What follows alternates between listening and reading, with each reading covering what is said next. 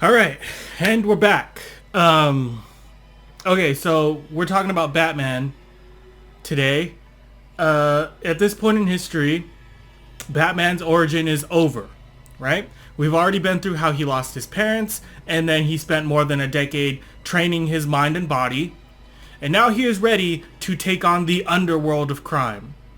So, here's the thing. Gotham is riddled with crime, and he definitely has his work cut out for him. So in this series of videos, we are going to take a look through Batman's early adventures, and let me tell you, these adventures are really awesome.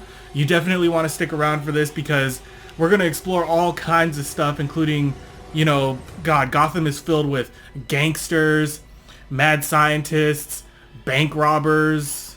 There's even a vampire he goes up against. So, Batman is really good at these types of stories. He's sort of made for like golden age superheroism, His series is filled with crime drama and murder mysteries. It's a hallmark of the character. He is the world's greatest detective, and he is a nemesis of crime.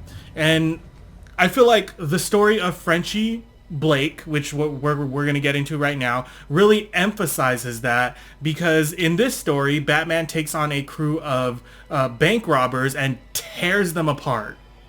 And these guys aren't random punks. They are professionals. We learn at the beginning of the story that they have already achieved 5 successful bank robberies, and none of that experience helps them, though, when it comes to the Batman. We see this kid right here, and he's trying to sell papers.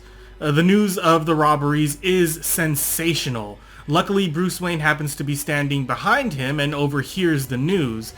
He heads home and uses his skill of voice mimicry to call up one Gimpy the Stool, a stool pigeon in Gotham City, and he disguises his voice as Commissioner Gordon, and Gimpy, who is a little snitch, who he immediately fingers Frenchy Blake as the culprit behind the robberies. So this is incredible, because Bruce went from completely unaware to knowing exactly who is leading this gang in the span of just like 3 panels. And if it's not clear at this point, Batman is very much taking the predatory role, and he is on the hunt. So now Batman knows who the gang is going to rob next, and he heads off to the scene of the crime to stop them. Then we get this panel where a thug leaps for Batman, and he uses his legs to vault the thug straight off the rooftop. It's totally badass, but it also means that this thug is, he's definitely going to die. It's important to remember that at the beginning of his career, Batman had no problem killing criminals. He was willing to do just about anything to get the job done. Obviously, the police notice the human being flying off the building to the streets below, and so they decide to investigate, and they find Batman just on the rooftop. But luckily, Batman has a plan to escape. He uses a silk rope, which is apparently incredibly strong. He snags it to this flagpole, and he just sort of swings to the rooftop below. So I just did Captain America and the Hangman, and I'm curious, I wonder if this super silk is the same super silk that was featured in that Captain America playlist. You should check that out, the Hangman episode. So now the police are completely dumbfounded. They really didn't expect Batman to swing from rooftop to rooftop like a real human bat. But at least the robbery has been foiled and the jewels were recovered.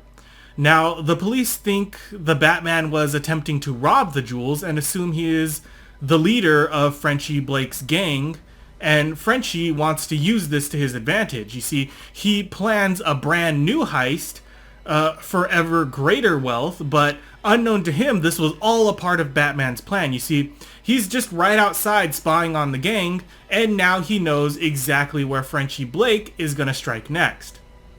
That night, the Blake gang are robbing a wealthy apartment when Batman swings through the window and surprises them. The fight is over quickly as Batman uses his superior martial arts abilities to just beat them into submission. Then, he makes a call to Commissioner Gordon to have the whole gang picked up.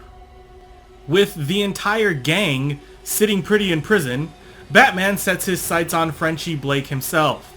He races down to his apartment and ambushes him during a card game. Then he ties his silk rope around his waist and tosses him out of a window. Frenchy is so terrified that he agrees to write out a full confession.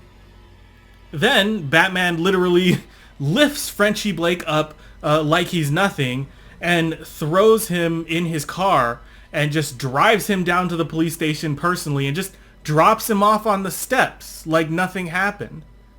So this story is short, right? A lot of Batman stories were short, especially in the beginning, but it's not built in the way that a normal crime drama is built. It's crafted with a Batman playing solely the Predator. You know, it's a very defining part of the character. Frenchy Blake is never in control during the entire narrative, and his gang never even scratches Batman.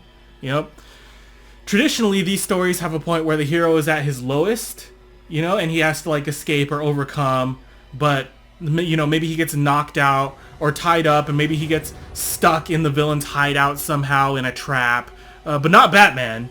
Batman destroys this gang, and he does so with precision and speed. You know, and it's an early adventure for Batman, but it's one that definitely leaves me excited for his further stories.